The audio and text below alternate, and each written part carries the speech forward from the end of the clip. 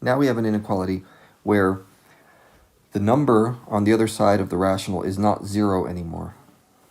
And it makes it a little tougher to deal with. But we do need to remember one basic thing.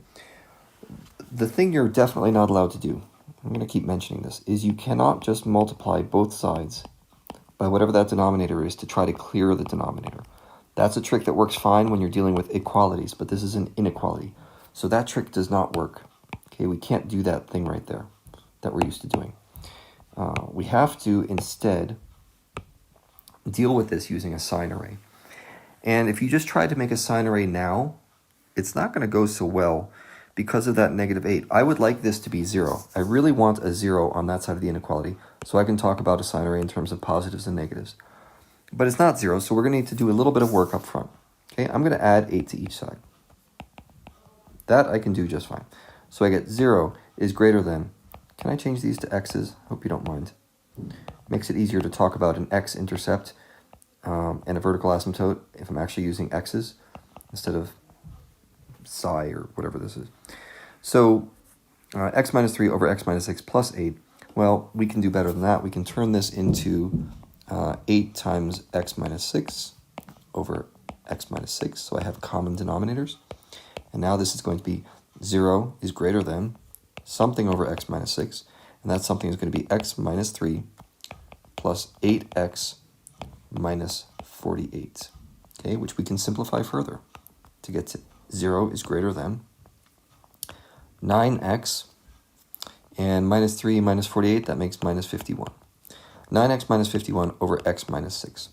So now I'm ready to build a sign array. Okay, I have, let's see, let's color code these things just to keep track. That right there is my vertical asymptote. And that's going to be x equals 6. So let's just find a point here. There's my 6. Okay, and over here we have an x-intercept.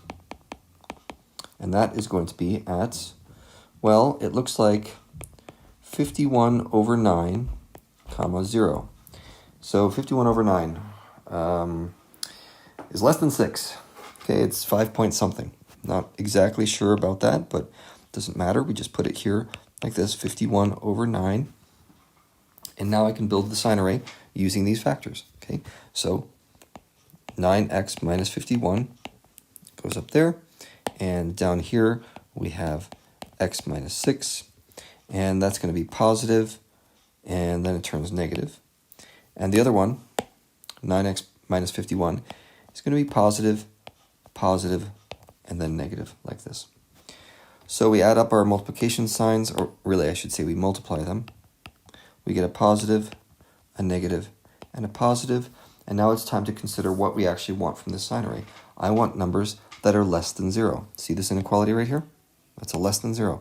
So really I'm talking about this short interval right here between 51 over 9 and 6. And because it's less than 0, I have to use curvy parentheses because 0 itself is not allowed.